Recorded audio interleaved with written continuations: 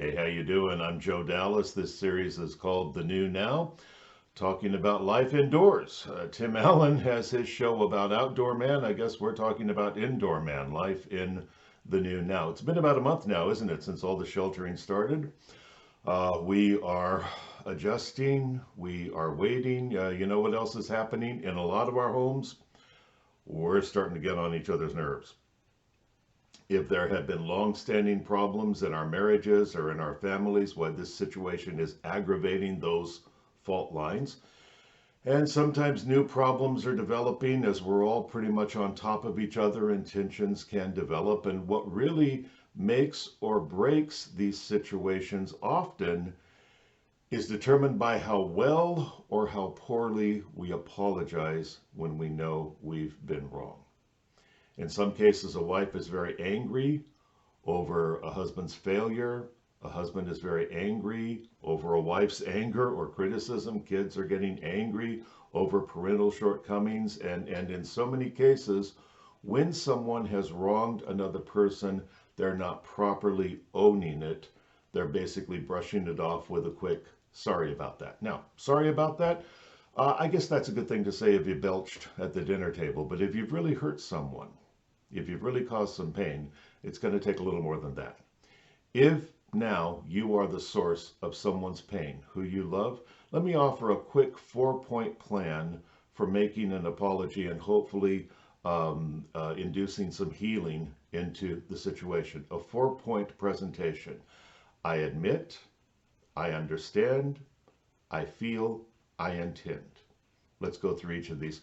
First of all, I admit. That means I say plainly, I know what I did. You know, one of the worst things you can say to someone when you're trying to make an apology is, I'm sorry if. I'm sorry if I offended you. I'm sorry if you thought such and such. Well, that's basically another way of saying, I'm not going to fully admit what I did. Maybe I'm even implying it's all in your own head, but whatever, I'm sorry anyway. Well, that's not a satisfactory apology. I admit means basically, I take responsibility. Now, that also means I don't minimize. When I admit, if I'm doing it properly, I don't say, I had a bad day and that's why I did what I did, or I had a bad childhood and that's why I did what I did. Admission is strictly that, admission. That's why James said, James 5:16, confess your faults one to another. Otherwise, too often, we're not making admissions, we're making evasions. I'm sorry if, or I did it because, or what have you. An admission is a statement of fact. I know what I did. It's very important that the person you're apologizing to knows that you understand what you did. And that leads to the second part, which is I understand, as in I understand the impact of what I did. I not only acknowledge my wrong, I understand the effect my wrong has had now, because I was abusive to you, I snapped at you, I was inconsiderate of you, I hurt you deeply, I betrayed you. Not only do I know what I did, but I understand now you don't trust me. Now you feel unloved. Now you're wondering if there are going to be any other surprises. I get it. Yeah, that's what the prodigal son said, and I thought he said it pretty well when he came back to his father's house and said, hey, not only do I realize I sinned, but you know what? I don't even deserve to be here. I get that. I understand that what I have done has had impact. You know, so often people need to know not only that you admit what you've done, but that you have an understanding of the pain it has caused. And third, that leads to I feel. I admit what I did. I understand the impact it had. But this isn't just an academic exercise here. I feel something about what I did. So often when you have hurt someone, a big part of the damage done is the fact that you've made them feel insignificant. They feel like you don't care what kind of pain you caused them. That's why God said in Joel 2:13, rend your hearts, not just your garments. Feel something about what you've done, because that's another way of saying you matter. I admit what I've done. I understand the impact it's had. And you know what? This matters to me. I feel something about what I did to you. And finally, I intend. Fourth point, I intend. When you've hurt someone, they need not only to know that you recognize what you've done and the impact it's had, but the $64,000 question is, okay, so what are you going to do to keep it from happening again?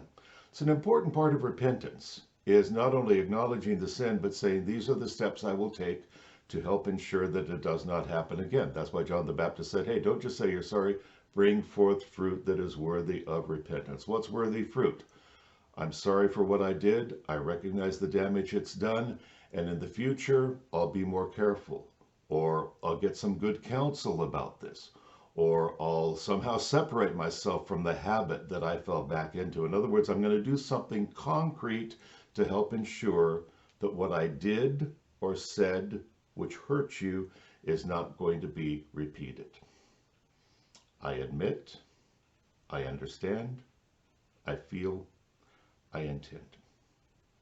It's a good 4-point plan. Try that out, okay? If you're finding some tension in your relationship and you know you've fallen short, we keep hearing, we're in this together, we're in this together. Boy, yeah, a lot of us get that. We are definitely in this together. Sure, well, that being the case, let's make sure then that we are doing what we can to make it easier for each other, to make life better for each other. And when we fall short of doing so, let you and I have the integrity and the clarity to apologize effectively. I'm Joe Dallas. Hey, thank you for joining me. God bless.